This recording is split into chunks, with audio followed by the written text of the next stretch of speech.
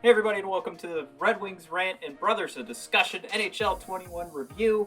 We are going to take a look at everything going on with NHL 21, including how it looks for beginners, NHL 21 for the hockey addict, and we're going to take a look at how it is performing on the PlayStation 5. So please strap in and let's take a look at NHL 21. NHL 21 for beginners. So Mike, my fellow brother in discussion, has not played the EA Sports NHL game in nearly 2 decades.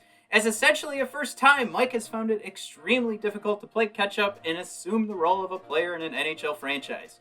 The game may be too far along in making tiny, iterative improvements to its gameplay mechanics that have forced older generations, without a lot of experience, to pass on a game that is too tough to compete in. Essentially, for beginners, it's just not the generation that you want to jump into because it is going to take a lot of time for you to get used to it. And frankly, if you're not addicted to it, as I am myself, I don't see anybody spending enough time to get to a level where they are competitive and frankly happy with the time they spend playing this game. Now getting into NHL 21 for the hockey addict, this game for me, Matt, is the book I read before I go to bed. Been a regular calming presence in my life, one that I can use since around 2000 to help me relax and find home. I have been known to talk about on the podcast that I will play this game so that I can actually go to bed, and like a crazy person that I am, I will actually do post-game interviews with my own players that played well, maybe were a top star for the game. I use that to actually put me to sleep. Can you believe it? That's how crazy I am. I've never been particularly interested in playing online, but instead find routine and comfort in the franchise mode. I play a couple of games, maybe peruse the trading block, and then play with the financials to ensure I'll be plopped into a hefty profit margin come season's end. This year, however, the issues I have with this game start with the franchise mode. Since I find so much comfort out of the game mode, I was shocked to see that despite the mode seemingly being a carryover from years past, it had so many problems. So let's start with the bad in NHL 21. Jumping back into franchise mode, scouting players is one aspect of the mode that when done right, your team is extremely easy to manage, and the biggest problem is usually trying to reach the cap floor. You can discover late round gems and have them plugging holes in your roster every few years instead of investing large sums of cash in any one player. As a Red Wings fan, you can imagine that being good and patient with scouting is extremely important as the team struggles to find wins from the start. Just like Steve Yzerman and his plans to build through the draft, I manage with that same philosophy. So what's the problem? Scouting is broken.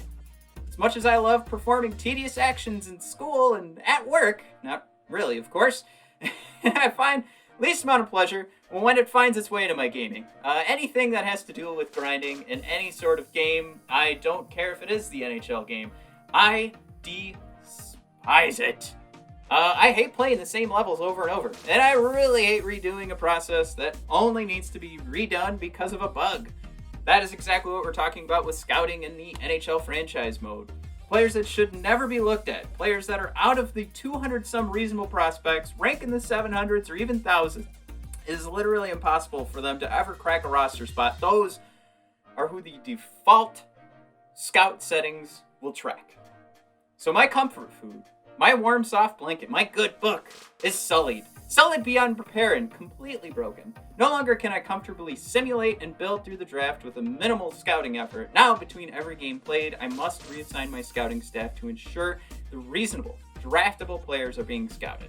There have been some improvements on this, but I still have to point out that even after an update on the game, I have still seen my scouts going into the 700s, the 800s, 900s, and 1000s. So while this has been improved, and this, when I first began writing this review, was a major sticking point, it's still a issue that I would like to see completely fixed. I don't want to see any guy that it will not be drafted scouted by my scout. The rest of the bad can be found in the gameplay.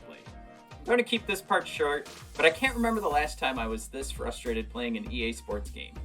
Surely the microtransactions in Star Wars were a pain, but nothing compares to the highway robbery that is forechecking defense and poke checks performed by your AI opponent.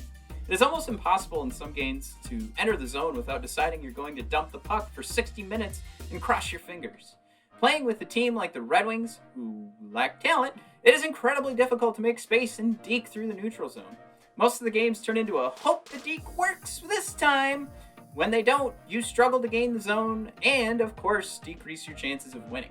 This is another element that will probably get an upgrade or patch soon, but waiting too much longer is going to dampen anyone's spirits.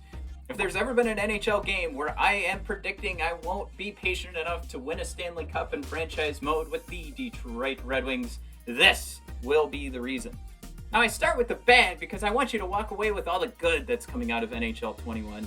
And while there are a lot of bads, there are still some greats coming out of NHL 21, including the trade deadline in the franchise mode. The best improvement, especially for someone that's addicted to the franchise mode, is the trade deadline. Instead of crossing your fingers and simulating the day away, hoping you'll get a juicy trade sent your way, you can now start the day as its own mini-game and adjust your trade block, find trades with individual players, shop the best players available, keep track of strengths, weaknesses, and the future draft board, and so much more. It is something that was so much fun to me that I couldn't wait to simulate my franchise to the next deadline to see how I could improve or obtain more draft picks. The problem, right now, assuming a patch, is how lucrative the day can be if you're patient. Wait till the final hour and you'll see trade offers for Filip Zadina that'll net you 2 first-round draft picks and a prospect. In my franchise, Zadina is already in his 3rd season and with an 83 overall.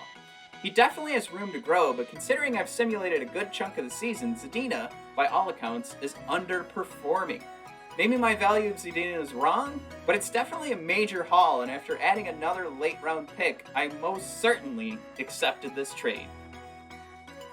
Be a Pro is another huge plus for NHL 21. This is a section I bet most reviewers will highlight as a major improvement. It is a great mode to play and the improvements are vast, but it's also being compared to a mode that I would skip in the past. Even with improvements, the storytelling in the NBA 2K franchise is far superior, but it's great to see EA put some more thought into this mode. Despite the ground that still needs to be gained to reach NBA 2K, it's still fun. Skill trees are fun, minigame to focus on while you improve your player, and deciding to be a cocky superstar is an absolute blast, especially when it pays off. Basically what we're talking about is while you play the game, you're asked to either be a team player or just tell your coach, I'm going to go win this game for you.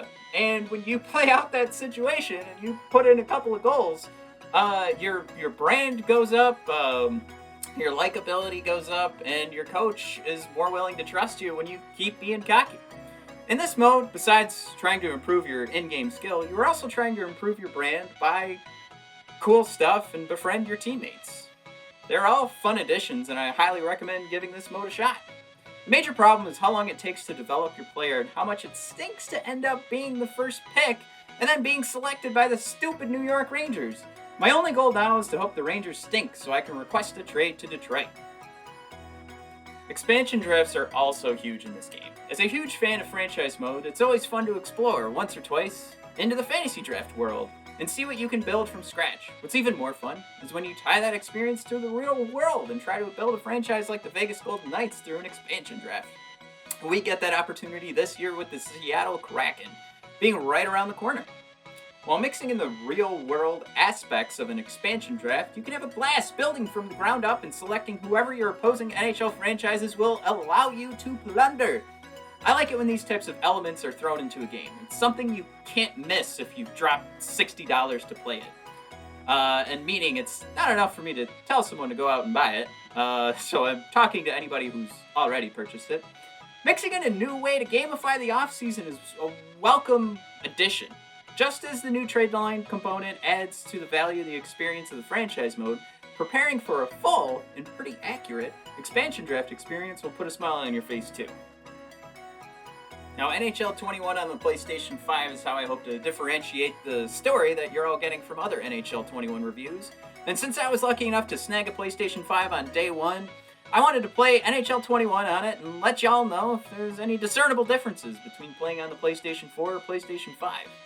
It takes 1 minute and 37 seconds to go from startup on the PlayStation 2 franchise mode in an in-game situation. So that means I'm turning my PlayStation on and then playing a hockey game. That took 1:37 seconds. It's definitely faster than the previous generation, but unfortunately, this length of time will feel cumbersome in a month or two. From my point of view, this is really the only difference I can see when porting the PlayStation 4 version of NHL 21 to the PlayStation 5. Gameplay still suffers. I'm waiting on game updates for the franchise mode, and the graphics look worse after playing something like Assassin's Creed Valhalla. And there's a huge difference between worse and bad, so don't get me wrong here. I just feel the dated, by 1 month, graphics are more apparent after newer game experiences. And all of this is to be expected. I'm just happy I can play NHL 21 on my new system. Now I can toss my PlayStation 4 into the garbage and not have to worry about switching between HDMI cables, like a caveman. I think the main point to take away here is that you absolutely shouldn't buy a PlayStation 5 for any type of NHL 21 upgrade. Even to me, while I am actively searching for differences, I found very little. However, if you do have a PlayStation 5, there's no reason to hang on to that PlayStation 4. Transfer NHL 21 on over and make your gaming experience more efficient with the faster loading times. Just don't expect much else. Overall, with NHL 21, Scouts and Franchise Mode are enough to turn me sour on the game, but like any good addict, I still find it tough to put down. I am a hardcore fan of this franchise. While my voice is not the one developers care about, I think they're always trying to bring in new gamers, I think the hardcore fans are going to play this game with an added jaw exercise of grinding their teeth. Maybe a bonus if you don't like your teethers. If you're not a hardcore fan of Electronic Arts' hockey franchise and are wondering if this is the year to buy NHL 21, it is not. Treat it like COVID-19 and keep it at a safe distance. The trade deadline fund shouldn't be enough for you to try it, and with the gameplay getting increasingly more stubborn and admittedly difficult for the hardcore fan, I can't imagine anybody coming into this year and enjoying the game. So, overall score here, I'm going to say wait till next year when we're going to get an actual NHL 21 next-gen game, and hopefully the gameplay is feeling some of these hits because they're working so hard on a next-gen version. That's my hope. I've got my fingers crossed, and I gotta tell you, I'll still be buying NHL 22. This isn't pushing me away. This is really just building more hope that next year will be better. So, good news for EA, bad news for my wallet.